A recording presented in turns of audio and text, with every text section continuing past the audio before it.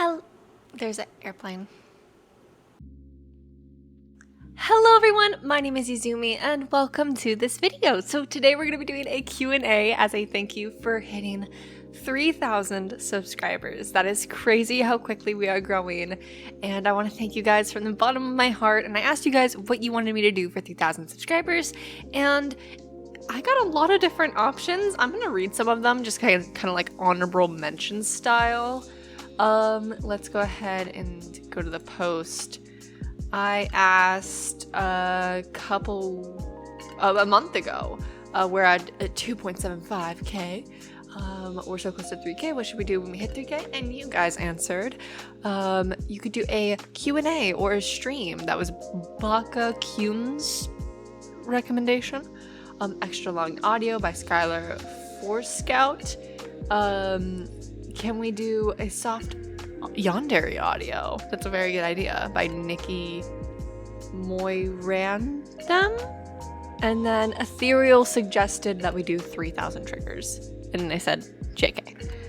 And I replied with little emojis, like the little eyeball emoji, because I thought that was a really cool idea.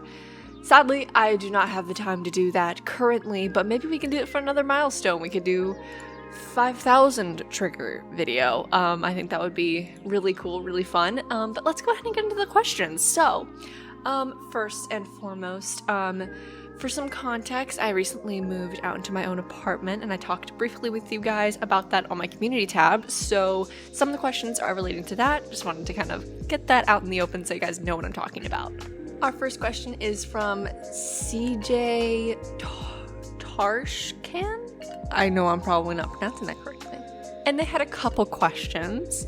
One, what is the scariest part of living in an apartment / with someone that is possibly your boyfriend? So yes, I have a boyfriend, the amazing Tamakichi ASMR.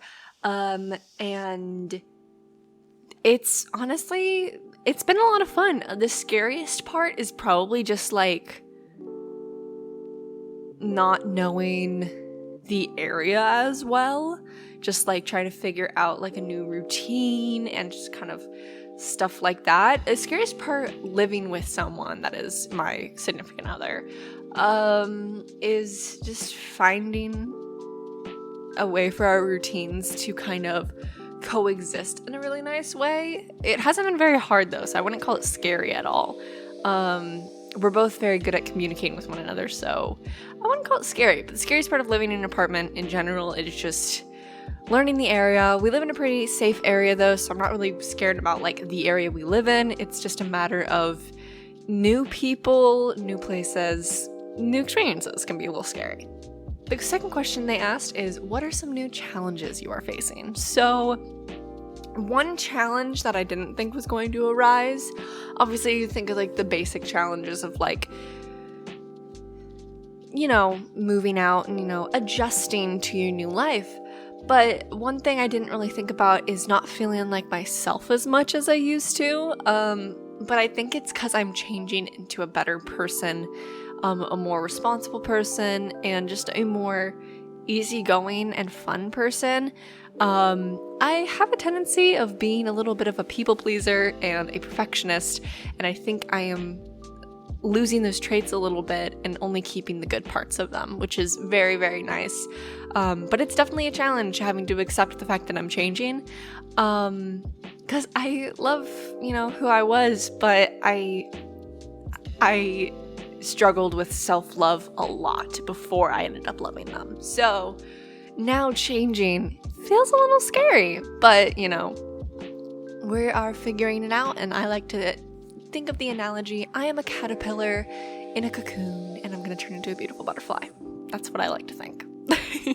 As corny as it is. Question number 3, any advice on moving out from your parents' house? And they also put a little note that the reason they're bringing up all the stuff about moving is because they're moving to college in a year and they struggle with mental health issues. So they wanted to hear my overall perspective on it. So I also struggle with mental health issues. I'm not going to go into that a lot in this video because I don't want to have to worry about trigger warnings and stuff like that, but I completely understand having mental health issues and moving out can be very, very scary because you're not used to, you know, being completely independent. You're not used to having to keep yourself accountable for everything. Paying rent, making sure you don't stay in the house like a hermit for 5 months, like that kind of stuff that can affect your mental health without you realizing it. Cleaning your space, stuff like that. My biggest advice would be to go into it as optimistic as possible. Don't think anything's gonna go wrong. Think everything will go right. That helps my mental state a lot, and me not get super down, and if one thing goes wrong, you're just like, oh, that's okay, because everything else will go right. Just try to stay as positive as possible, and that's what helps me a lot. As well as right now, I have found that journaling helps a lot. I've always heard that, and I never liked journaling, but give it a try. Just in the morning, if you are struggling with kind of getting yourself into a schedule, in the morning, write down the things you have to do that day. Write down the things you want to do that day. Prioritize at least one thing that is just for yourself during that day. That'll just help with your mental health. Music helps me a lot with my mental health. Listening to songs that make me happy help my morale a lot. They also help me be more productive during the day, and so I suggest putting your phone on speaker and just living your life, or having, headphones or wireless headphones. I really want to get wireless headphones specifically so that I can listen to music without it playing out loud so that my boyfriend doesn't have to listen to it. But yeah, that's my biggest advice. And also just knowing that if you have a area where you are in a slump emotionally, mental health wise, it's not permanent. It's not because you moved. Really let that sink in. It's not permanent. It's not because you moved. It's just temporary. It's just a reaction to something. It's your body not liking the change. But guess what? That change will soon become your everyday life. So try your best not to let it get to you too much, and not to sink into it too deep. Sink into that depression or whatever it might be. Try to remember that if you go to sleep and wake up the next morning, it might be completely gone. So that's what my advice is. Anyways, now a question from Comfort Time. Do you enjoy creating content, or is there any other reason for it? By the way, thanks a lot for doing it for whatever reason. So, I love creating content. I absolutely adore it. My favorite type of content to create is like series, like web series and books and stuff like that. So being able to do these one-off storylines, or sometimes multiple part storylines on this channel, is a very good creative exercise for me. If you did not know, I am an aspiring author. If you go over to my Instagram, the 8-Bit Author, you kind of see more of that side of my life. I am right now writing a book called The King of Mischief, and it is a retelling of the Norse god of mischief, Loki. So it is a kind of new adult action adventure fantasy, modern fantasy actually. It's like modern day Asgard, and it is also a romance, kind of heavy romance aspect, because I am a sucker for a good romance. And it is going to be a book series, and I'm writing that currently. I am about 75% of the way through my first full draft. I've already finished my zero draft, which is basically like the most basic version of the book that just basically gets all the basic points. Ow, I hit my desk. That hurt my wrist. It gets basically all the most basic points across, and it's basically a glorified outline. The dialogue is very simple. The description is very simple. I already have that for the entire book. My first draft, though, is like a very vamped up version of the zero draft. So if you don't count zero draft as a draft and you count it as the first draft, then I'm technically I'm 75% of the way through the second draft. But I personally don't count the first thing as a first draft because I wouldn't let anyone read it.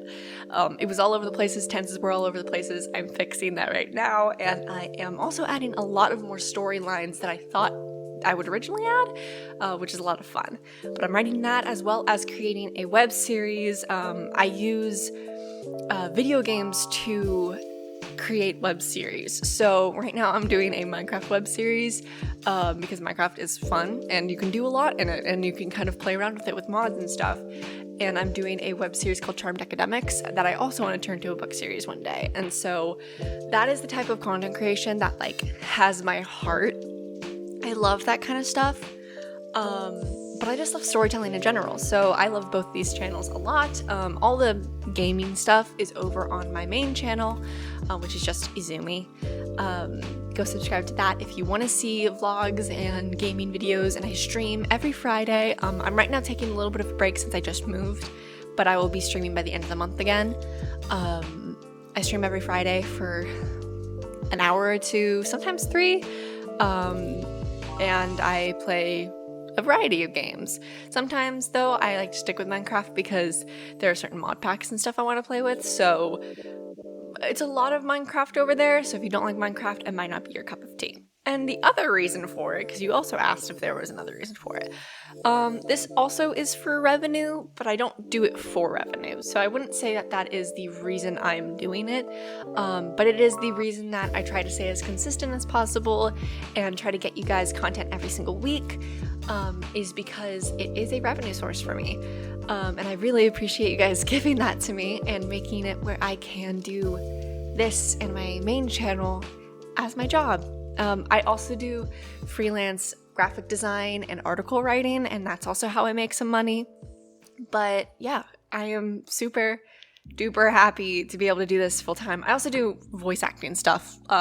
Like I get hired to do voice acting roles in different productions and stuff. So, but that isn't nearly as big of a revenue pocket as like my freelance graphic design and writing articles and stuff like that is, and my YouTube channels. So thank you so much for letting me be able to move out on this kind of income. It means the fucking world to me, and it makes it where I can be creative and enjoy doing content all day, every day. It is amazing. Anyways, next question. Okay, so we have a couple questions from Crimson154. First one is, what's the reason you began making audios? So, I began making audios because I watch some... There's a plane. That's my only complaint about where we live, is there's planes. But it's honestly really, really cool at night because you can see them fly overhead. It's really, really cool. But while recording, it's a little inconvenient. Okay, it's gone. I watched a lot of like anxiety comfort videos growing up, because I didn't know it at the time, but I had anxiety, depression, and an eating disorder. Didn't know, but now we know, and they helped me a lot, and it was just nice to hear someone care about you, and genuinely, you know, want to see that you're okay, even though, you know, they're acting out a scene, and it's an audio.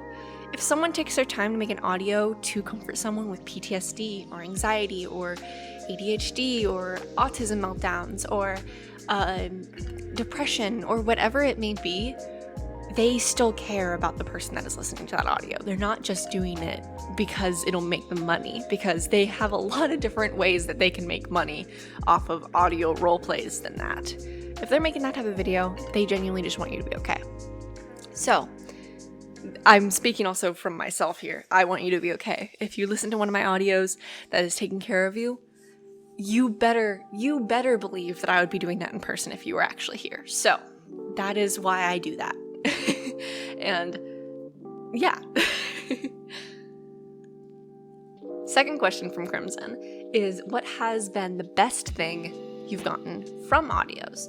So I'm assuming you mean from watching others' audios, but I will answer both sides of this, from making audios and from watching others. From watching others, I've gotten a lot of comfort and safety, and I've met some friends through it. From making audios, I've built up this really loving community of people that really care about each other and me, and I want to nourish that and make it grow even more. And the best thing I've gotten out of audios is knowing that I'm helping people. That is a really, really cool aspect of what I'm doing, and I love when I get comments about how much I'm helping you guys.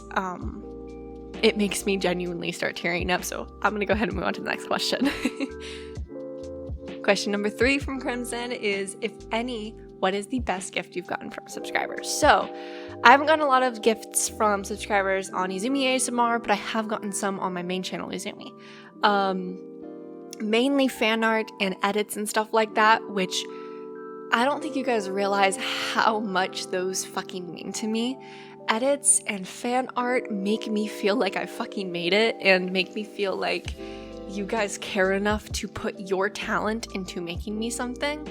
No matter with the scale of production value, I fucking love it. Whether it's a little sketch that you made on the corner of your homework and you just take a picture of it and send it on my Discord server, or it's a, well thought out, fully, cinematic edit of like the drama and stuff of like one of my web series. I freaking love it. I am so obsessed with stuff like that. So I can't pinpoint a certain thing because there's not one thing that stands out more than the rest. But everything that I receive, I appreciate with my whole heart, and I love so much. Now we have some questions from Dante Machiavelli. I hope I pronounced that correctly. Number 1, tea or coffee? Depends on my mood. I like both. I do like really sweet coffee though, and for tea, I'm kind of picky with the flavor. So I'm not the best like tea or coffee question person. I'd probably say coffee 9 times out of 10, but I do really like tea too, and I really like British style tea when you like put like milk in it and you steep it for the actual time that's on the tea bag rather than just kind of hoping for the best, which I do 9 times out of 10. So both, but if you made me pick, probably coffee. Second question from Dante is, one thing you dislike. So like, this is very broad, but the first thing that pops into my head is when people complain about their lives but they don't change it. This is something I stand by till the day I die. If you hate your life, change it. I know it's hard and I know it's scary for like changing stuff, but that is genuinely my biggest pet peeve, when people complain again and again and again and again and again about how their life situation is, but they don't do anything to make their lives better. So that's like one thing that I like dislike distinctly that stands out to me. It's fully fine to vent and just need to talk about your life situation, especially if you can't change it right now. But if you are able to, and most people are able to change it in some capacity, change it. If you don't like it, change it. Do whatever the fuck you want. Quit your job and do what you love. Obviously be smart about it. Don't just go willy-nilly, but like, hey. Life is meant to be enjoyed. So do what you fucking love and hang out with people you actually enjoy hanging out with. Don't do things just to appease other people. Do what you love, spend time with who you love, and change the things you don't like about your life. Anyways, third question from Dante. What was my favorite subject in school? So I am graduated. I am the adult. I am 18 years old.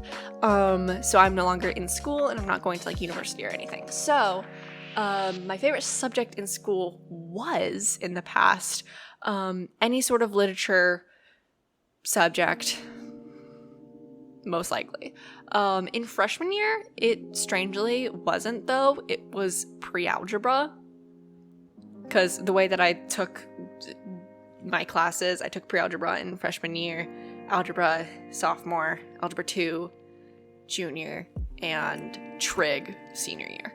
So that's kind of the order of how I took my maths. I know that that's different for everyone and like depending on the school and stuff. I was homeschooled, so I kind of got to pick how fast or how slow I wanted to do certain things, but I just had to get like an X amount of things done before the end of the year. I also took business math in senior year, took trig and business math.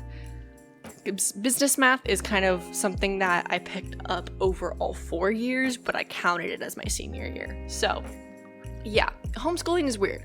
I did out of home classes and in-home classes and online classes. So like what my favorite subject was really depends on the year, because it all depends on like my teachers or like if I had friends in that class or if I just did it by myself in my room. So yeah. Now, next question is also from Comfort Time. Do you also listen or watch any other content creators like you? Occasionally. A lot of the time if I'm listening to ASMR, I listen to more traditional ASMR, like Jibby, or there's a ASMR artist, Michaela ASMR, who I really enjoy. But if I do listen to audios like I make, it's typically a anxiety comfort audio or something along those lines, and I don't have like a specific content creator I watch for them. I kind of hop around and figure out just who gives me good vibes in that moment, but traditional ASMR is majority of the time what I listen to. Okay, we're down to the last 2 questions. First question is from Chicken Spore 456. Beautiful name. Mwah, chef's kiss. What's my favorite thing to do? Definitely create. Just create things in general. And yeah, that's that's my favorite thing to do. That and probably gaming is also up there. Last question from Quiver. Favorite game? So, my favorite game is probably Minecraft. I know I'm a dweeb. But it's changed my life so much over the years. My main channel, it's like a big part of who I am and who I've become and stuff like that. I also really like The Sims 4. Uncharted 4 is my favorite like storytelling game. I really enjoy the story of Uncharted 4. Specifically though, I like Uncharted Lost Legacy, which is like a spin-off of Uncharted 4. I love all the Uncharted games though.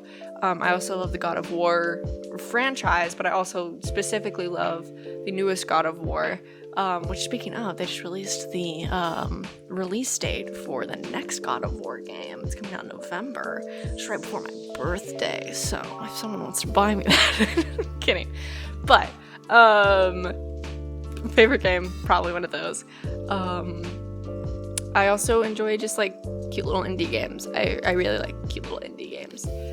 Like I play Jenny LeClue on my other channel, which is a indie game that I really wish they would have made a second for. I don't know if they're making a second game for it, but it ended on a cliffhanger. So if you're hearing this, developers, make a second game, please. I will play it and I will stream it. Anyways, there's another plane over me. This third one recording. They're busy today. There's normally not this many planes. Anyways, thank you guys so much for watching. Thank you guys so much for 3,000 subscribers. We are already at, we're already at 3.5k, so, 4k is right around the corner. So I'm a little late to making this video, but it's okay. Better now than never, Anyways, let me know down in the comments down below what you want me to do we'll probably just skip to 5,000 subscribers because of how quickly we're growing, which I'm so grateful for. Let me know what you want me to do for a 5,000 subscriber special. Also, what your favorite audio on my channel is. That is a really cool conversation starter. I'll be replying to comments for the first...